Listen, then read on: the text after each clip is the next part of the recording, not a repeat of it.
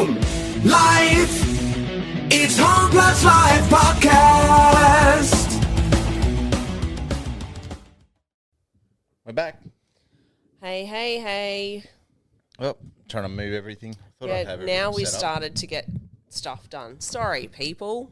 I thought I'd had it all set up, but it's all... Mine was too far away. It's probably still too far away. That's all right. That'll do. I think we're good. There. That's probably better. Is that better? Potentially. Now that we've just organised ourselves. Got ourselves all sitting pretty and all the rest got of it all sorted. I still don't feel right. Yeah. There we go. Happy? I think so. I don't know how long for. I've noticed like one of the room dividers is around the wrong way too. Like we're really organised today. We're all. Oh, that's not going to annoy the crap out of me now that you've pointed it out. You could have just left it to yourself and I wouldn't have known. Until you were looking back at the social media reels and that later. No, probably even then. I would have been, it would have only been if someone actually said, hey, do you know? Like you. Oh. Pointing it out. So what are we talking about today? Look, I figured there's been a lot going on in our world this week, of course, but I figured if we did a bit of a market update, you know, for 2024 by the stats from MarketBuy. Of course, I've got access to that wonderful resource, and we can sort of see what's happening in a couple of different markets around the country. Won't be able to get through all of them. We might touch on the East Coast, WA, and New Zealand. Yeah. My question, this is probably something that a lot of people would be asking when it comes to this. How accurate are these price updates as opposed to if...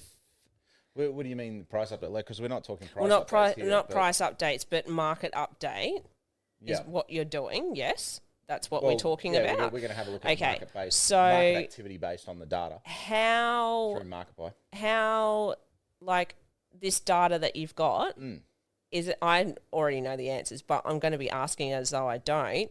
How current is it? Like, are we talking 3 months? Are we talking 6 months? Well, this is an aggregate average for 2024.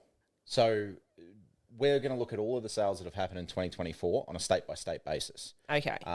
So it gives an indication of what's been happening in the market in 2024. From January up to what date? Up to today. So it's current information that you have access to. Any property that completed the sales process as of about 3 p.m. today is in the data. Right. So this isn't like some of the comparisons that are out there that it's 3 months ago is the most current up to date. No, this is. I get where you're coming from. Like a lot of the time, data's released, you know, and they go up until March 2024 or something. Okay, cool. Well, we're in the middle of May. But what we're talking about here with this data is we're looking at all of 2024. Yeah. But all of 2024, we're not talking up till, say, March. We're talking up till 3 p.m. today when I pulled the data out of the system and analysed it. Yeah. And put that together. So one of the cool things about MarketBuy is the ability for us to see what's happening in the market up to the minute. Yeah. However, what the data that we're going to go through and the stats we're going to look at and chat about about 2024 so far. So from the 1st of January to the 13th of May. Yeah. Yep. So next question, just because, again, I'm going to be asking questions of people who have never come across, heard of, going, okay, cool, MarketBuy, but how does that benefit me when it comes to information? So a agent who uses MarketBuy, they have access to this type of information in regards to being say, for example, they go into a listing and like I'm a person that's looking at, listing my house with an agent who uses MarketBuy. And when they do their comparisons, obviously their comparisons for themselves would be a lot more. Yeah, look, the data that they have in MarketBuy, like, and we're going to look at high level stuff, right, in a state by state basis here. But the data that an individual agent has in MarketBuy is they've got the entire history of all of their sales. They have everything that happened in those sales. So they're able to break down and go, look, you know what, this property that's comparable to yours, it closed out last week. It's currently, going through the phase to get unconditional, whatever it is. There were 9 buyers who competed on that property. and 8 of them missed out. And we know those 8 are willing to spend up to X amount of dollars. Yeah. Right. So they've got that kind of data, and they're able to show that simply through the sales activity report.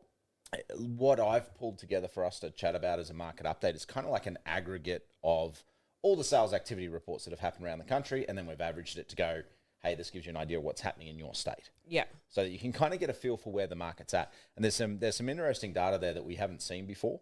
Yeah. In the sense that the market hasn't done this before, not while market buy's been in existence anyway. Yep. Okay, well, go through your little... All right, cool. We got the stats here. Because there's some big numbers there. Look, there's some big numbers there. Look, I think what we look at... What does SOM mean? So the SOM's just there for my benefit. It's a quick calculation thing. It's seconds on market. So the number of active seconds on market. Right. Which nobody needs to know that, but that's the bit of data that I use to work out the average days on market. So I left it there when I copied it onto our okay. sheet. Yeah. So we don't need to worry about the SOM. DOM is days on market. So right now in Queensland, if we start with Queensland, which is one of the better performing markets around the country overall, we're seeing an average of 9.09 active days on market. So that's 9 days where people are actually just able over to a make week. an offer on a property. That's just over a week. Just over a week. So shit's moving really, really quick. Now, the stat that I always love, because this kind of shows, when you combine it with a couple other bits and pieces, this shows kind of the market intent in a lot of regards and the market pressure and enthusiasm. What we track is we track the first offer made on the property all the way through to the final offer accepted. Now, keep in mind, the final offer accepted is not always the highest offer. It's the one that the owners decide is, hey, that's the offer that best works for me. Because sometimes you can have an offer that's, $1 million, but you take one that's $950,000 because the $1 million has a finance clause, wants 90-day settlement, whereas the $950,000 is cash, 30-day settlement. So I'm just I'm having a little bit of a sneak peek here, and I am actually I'm surprised some of the media outlets have actually got it right when it comes to the pressure in Queensland. Oh, the pressure, as opposed to New South Wales and Victoria. Yeah, I don't think anyone could ignore the pressure in Queensland. Like, so if we like looking at Queensland's tracking that first offer to final offer, that one you're looking at an increase of $69,948.29 to be exact on the average. So we're talking $70,000. Yeah. So we're talking a $70,000 increase from that first offer to that final accepted offer, which is significant. That's a fairly decent sort of jump. That's at least, like, looking at median prices and that, and I didn't check what the average price was at house sold for on that, but I would say it's a 10 to 15% jump. Yeah. As an average, I'd be more comfortable with 10. Actually, it's probably more 7 to 10% jump, but that's going up. Right? Yeah. And if you remember, like, we've talked about it, and in fact, I was working on an investor slide deck for Market Buy today, and one of the things that we illustrate in there is that increase, right? Like, prices, like, the offer gets worked up. Yeah. Right. And because the buyers are able to compete openly, and so because you're able to create more competition with a bigger buyer pool, the buyers will drive the price up. Yeah. Right. Whereas when you look at traditional private treaty, the stat that gets tracked in an area by area basis is vendor discounting. Yeah. So vendor discounting is how much do you need to drop the price on the property in order to sell it. And currently around Australia, that's sitting about 3.6%. So whereas market buy, properties on market buy, agents are generating competition, buyers are driving the price up. Yeah. When there's a price and there's not a transparent offer and negotiation process, buyers are driving the prices down. Yeah. Which is quite interesting. Like, it's only 3.6%, but that's a decent chunk of coin on $1 million property, which, let's be honest, there's a lot of properties that are well over that 7-figure mark these days. Yeah. Okay, so the next, because what we'll do is we'll go through and have a look at the average days on market for each of the states, and then I think we should talk about. Well, we've already gone through Queensland, so we're up to the average buyers and average offers. Yeah, so average. And I think if we look at it state by state, because these are individual stats that are interesting by themselves, but it's when we combine them that they actually tell the story of the market. Yeah. And so to illustrate that example, if we look at Queensland, we've just talked about a $70,000 average first to last increase that's occurring as buyers compete. And what's driving that is there's an average of 10.16 buyers per property sold. Yeah. Right? So you've got 10 buyers coming in and making offers. And the big point, and when we get to New South Wales, there's an anomaly here, which is quite interesting. We'll talk about that. But when we get to the number of offers, in Queensland, the average number of offers is 22.83, which is higher than what it was during the peak of COVID. So there are more buyers and more offers. Yeah, so they really are competing for it. They're going hard. And Queensland, highly sought after, not enough property, not enough supply. And so that's driving the prices up. Buyers are competing, and they're quite aggressive. The fact that the buyers, like you're talking 10 buyers. Now, not every single one of those buyers will make an offer. Yeah. Right? But the fact you've got 22.83 offers per property. That's quite a bit. It's quite a bit. It's quite aggressive. And it demonstrates that there's a bit of back and forth that's going on and a fair bit of competition that's happening. And when we jump to New South Wales and we look at those stats for New South Wales, we'll see, oh, hang on a second. That shows a complete kind of almost a reverse in a lot of ways. Yeah. So, yeah, look, it's Queensland market. We've known it for a while. Everybody sort of after COVID went, we want to go to Queensland, particularly in the southern eastern states. And there's huge migration into Queensland. So, sunny one day, cooking the next. Yeah. Yeah. And that's it. So, you know, we're seeing a lot of that migration coming in, that internal migration happening, which of course is putting upward pressure because we the next one that I find quite, so what we might do. You're just jumping all over the shop. Look, I'm looking at the WA one where I'm just going, that's insane. Yeah. For the average days on market. That is quite. Yeah, so WA is looking at about 7 days, 7.05 average active. Keep in mind that's active days on market. So what we classify active days on market is the number of days the property is genuinely for sale, i.e. you can make an offer on it. Yeah. Right? Because agents will upload a property, but they don't actually accept offers until a certain point. Yeah. Right? We consider the property to be genuinely on the market. Yeah. Once you can make an offer on it. But WA is the average buyers. There's 8 of them. Yep, 8 average buyers. And then the average offers is 15. Yeah. So again, that's nearly each person, each buyer is putting nearly 2 offers in. Yep, nearly 2 offers. And what's really interesting about it is the first to last, as in first offer to final offer accepted, is at $54,987.94. Which is huge. That's $55,000. And for the WA market, that's a fairly sizable jump considering the number of the volume of properties that are happening. And what it's sort of indicating is that is suggesting to me that WA market is definitely recovering. And we've known that for a while. But more and more interest is starting to enter into that market. And it's no longer seasonal. It's not mining. Yeah. Right? It's not, we've got a mining boom, everyone goes to WA, and then mining crashes, everyone leaves. This has started without a mining boom. I think this is because WA's just gone. During COVID, everyone left us alone. I think COVID has a lot to do with both. If you look at WA, do you know what I mean? Like there was a lot where WA was just going, you stay over there. Yeah. Like we don't want you coming. Stay over there. So WA and Queensland were probably the strictest of the mainland states in terms of how they dictated borders, restrictions, all that sort of stuff. But they also didn't have the lockdowns because of the way they like the same level of lockdowns as what they had in Victoria and Sydney, and that because of the way they handled things, they got ahead of things, and everyone sort of chipped in.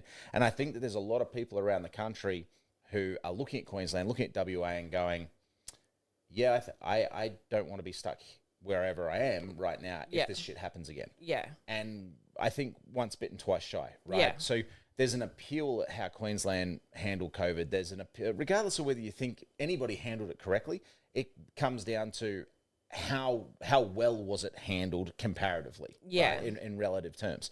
And I think Queensland and WA, and I don't rate how Tassie handled it better than everyone, but I mean everyone had a moat. Tassie. Yeah, they had a moat, so everyone kind of forgets. We also had a health minister that stood there here in Queensland and just went, "Why do you want to go to Tasmania?" Yeah, like, and that's it, right? But so not their finest hour. Look, I think because WA has always traditionally been off the back of resources and that sort of thing.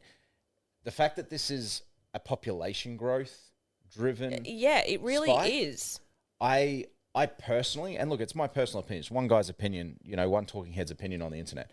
But I think that there is actually a link to how well they handled COVID and how well they got through it. And there's a lot of people going, and I think that mixed with property prices, because the property prices in WA are still reasonable, even though they're currently going through a boom. Yeah. And I think that all sort of combines to then people going, beautiful beaches, lots of sun. Well, the other thing too is that if you want to travel like to Bali, Bali, Asia, like it's so much cheaper than the rest of Australia.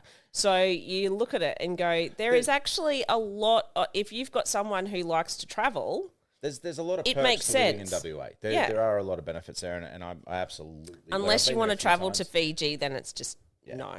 But no, I've been there a few times. My best mate lives there, and we've been talking about it a while. We identified WA as a market that was going to go sort of in the middle of COVID. I've never been. Looked at it. No, we've got to get over there and catch up with some Check My House Price and Market Buy agents over there.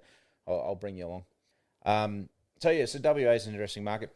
The one that has really done my head in, actually, I mean, look, there's a lot here that's kind of throwing some interesting kind of numbers. But let's look at New South Wales, because we've never seen this. Yeah. We have never seen this. Yeah, it doesn't make any sense. No, it makes perfect sense, and I'll explain it in a sec, but we've just never seen it, right? So in New South Wales, what we have is we've got 11.91 days on market, active days on market. So that's still quick. Yeah. Right? Anything under 30 is quick. Yeah. So you've got relatively decent turnaround.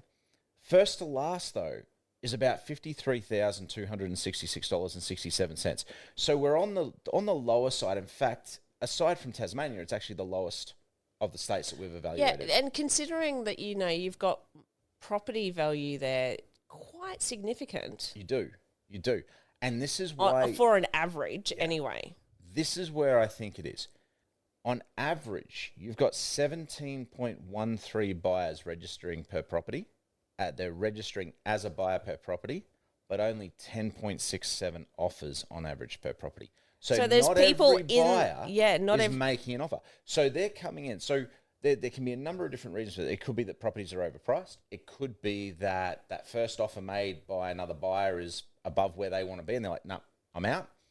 It could be, too, that they're just sitting watching, and they're holding off. They're hesitant. They're just waiting to see right now and see what is going to happen.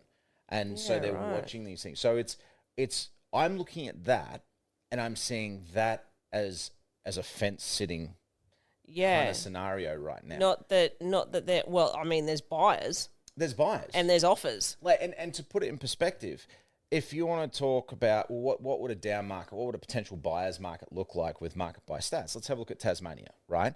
In Tasmania, the average days on market right now are 32.96 active days on market. The average first offer to final offer accepted only increases by $10,375. And the average number of buyers is 2.13, making an average of 3 offers per property.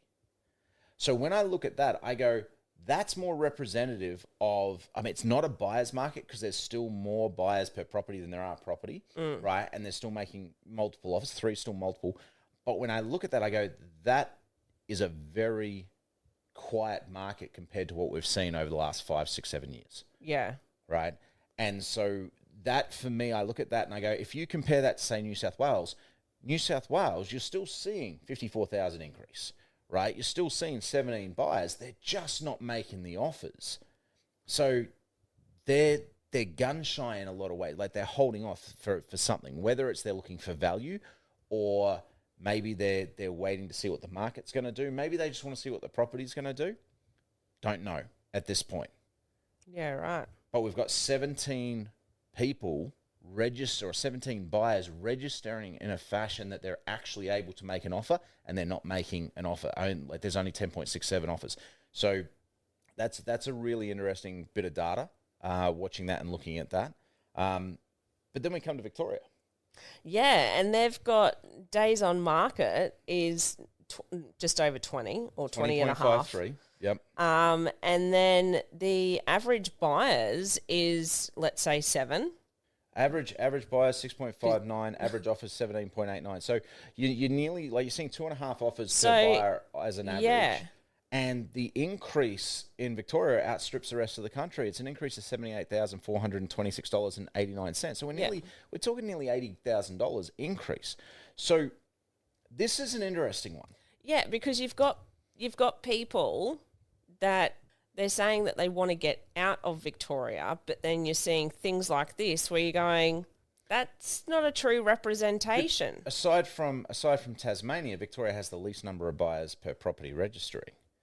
So the buyers that are in the market are active and they're genuine buyers and they're willing to compete for the right property. So what I'm reading in this, a couple of different things, right? Because Victoria is also notorious for price guides. Yeah. Right. And there's potential, like we've discussed on the podcast, potential for underquoting and things like that as well. Yeah.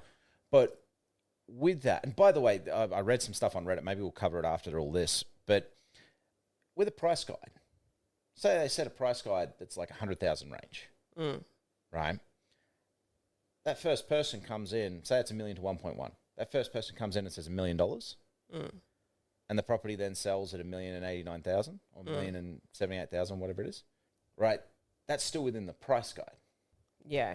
You follow me? Yeah. So that's one potential outcome that I can see. There's a lot of information in the market that's starting to come out at the moment that investor spending has increased and is increasing. And so what we could be seeing is that there's a lot more investment being put into Victoria and people buying up investment properties in Victoria and are being aggressive because there potentially is value. I know talking to a number of Victorian agents, particularly around suburban Melbourne, prices have dropped quite significantly. So typically what happens is, going back to just the traditional real estate cycle, which we haven't really seen in Australia in a long time, but traditionally we'd have a boom. And what had happened is on the way up, they would reach a threshold where we price investors out because the rent would not match what the investors got to pay. It wouldn't make sense. The yield wouldn't make sense, right? And so it'd go past there and then it'd hit a limit where owner-occupiers would be like, no, I can't afford it, can't get the money, whatever it is. And then it'd start to come back. And I remember I'd be like, oh, shit, we overpaid, or whatever. Like you'd have all of the busters coming, all the media would go, nah, it's all the good fun stuff. It'd start to come back. As it came back, it would then hit a threshold on the way down that made sense for investors to now step in, because as we go into a bust traditionally, more pressure is put on the rental market, which drives up rental prices. Yeah. Right? Now, that's not happening at the moment. There's a drive on both because we don't have enough houses for the people we've got. Right? And so the supply issue is across both markets. But what that means is as owner-occupiers leave the Victorian market, like we want to move to Queensland, we're jack at this, it could be, and I'm speculating here, but it could be that the drop in prices that have been seen in outer Melbourne suburbs and that sort of thing, where there's a lot of the population, has hit that threshold where it now makes sense because the rent's increasing. It now makes sense for the investors to step in and buy. And that could be what that stat's telling us. Right. Now, without sitting there and interviewing every agent who's sold a property in Victoria in recent times and asking that question, I best guess, but I'm going to go find out at some point because these numbers tell a story and the way we interpret them is vital. But the best thing is we can actually compare them to what is happening, and we've got direct lines to the agent. So that one I'm going to follow up more on. But my best guess, if you would, is that the price drop in Victoria and price drops around Victoria have reached that threshold where it makes sense for investors to be stepping into the market, buying up these properties and then renting them out. And that is supported as well by a lot of data that's coming out in the media talking about investor lending is starting to head towards all-time highs. And let's move on to our friends over in NZ. NZ, man, this market's crazy. I know, looking at those numbers. Yeah, this market's insane. And do you know, I find it really interesting, these particular numbers, because we know, because you have family in New Zealand, that prices of things are stupid. Like, cost of living is it's ridiculous. Like we think that we've got it bad here in Oz. You've got if you don't know anyone in New Zealand, you should ask around and find out how stupid pricing is, even for items that they is made in New Zealand.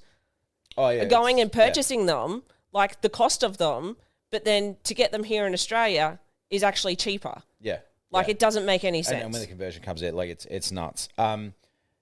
So New Zealand has been in trouble for a long time. Yes. Like, their market tanked, and there's been a lot of hurt and a lot of pain. Price drops. We've been talking to Check My Agents and talking to Market Buy agents, and the biggest issue they had was they could get listings, but they couldn't get people to buy the properties. No one could buy. Well, people just couldn't get the money. Couldn't get the money. All sorts of issues. All sorts of challenges. What these numbers suggest, and I stress suggest to me, because we've got to see more data yet before I will absolutely plant my flag in this idea. But what these numbers suggest to me is that New Zealand is heading towards a recovery in the short to medium term, because right now the average days on market's 13.93, right? Which is still... And keep in mind, these are through Market Buy, right? So active days on market, this is not the national stats. These are the properties that have been sold through Market Buy. Yeah. So 13.93 is pretty solid. Yeah. Right? You're not going to complain that you're selling your property in 2 weeks. No. Right? If anything, you probably are going to complain it's in 2 weeks because it didn't take long enough and you're caught unawares. Yeah. But what's really quite impressive is the buyers first via to offers. last, the first, well, both of them are, but and that's one leads to the other, right? The first offer to final offer accepted on average is seeing $106,158.37 increase. And that's New Zealand dollars. No, that's Aussie dollars. Right. So because our system converts to Aussie. So that's even more in NZ. It's probably about 110 to somewhere between 110 to $115 NZ. That's huge. That's a massive increase. But then when we look at, and by the way, this is why I'm starting to go, I think we're starting to see the hints, the hallmarks of early stage recovery. And that is the average number of buyers per property of 3.85. Yeah, and then I'm looking at the offers and then I'm going, holy shit Those balls. 3.85 buyers are making 20.92 offers. They are competing ruthlessly to get the property that they want. Yeah. And they're willing to spend the money. So these are always hallmarks, in my opinion, of a market that's looking like it could recover after it's... And look, we didn't see quite the big crazy numbers out of WA when it started to recover, but you started to see the average number of buyers shift away from, 2-3 buyers per property and things like that to really start to climb up, and the number of offers there. One of the things that we talk about is buyer aggression. Yeah. Right, what's the buyer aggression? And clearly in New Zealand it is very aggressive. They're very aggressive because we go, all right, well, how many buyers per sale are we seeing? And how many offers per sale are we seeing? Yeah. And if that number starts to climb up past 2, we go, buyer aggression's on the increase. Here, it's past 6. Yeah. Like, quick numbers in my head, 3 by 6 is 18, 8 by 6 is 48. So, no, it's just under 6. It's 5.5 roughly. Yeah. Right? That's a really aggressive buying group. Yeah. So, buyer aggression is there, which suggests that there's some money starting to come back in and starting to flow. There's some opportunities starting to happen. And these are potentially, the fact that the average days on market for 2024 is 13.93, that could be the big indicator mixed with that buyer aggression that things are about to turn around because people can get money again, or house prices have come down low enough that it now fits where people can actually borrow and buy and the market's corrected. Yeah. Effectively. Yeah. Well, look, it has been a very interesting snapshot as to what is going on, not just here in Australia, but also in NZ. Yep. Yeah. I think it's interesting. I think if I were to look at this and go, where's the value? I still think there's value in WA. I think there's, potentially there's value in Melbourne, in Victoria. I think Queensland is reaching, I don't think it's reaching its cap. I think it's going to go past it, but it's definitely getting past the point of where I see value in Queensland. Yeah. That said, put a big asterisk on that from me because I hate humidity. And so I will quite happily move anywhere that's not humid. So, that there's an emotional judgment coming into that.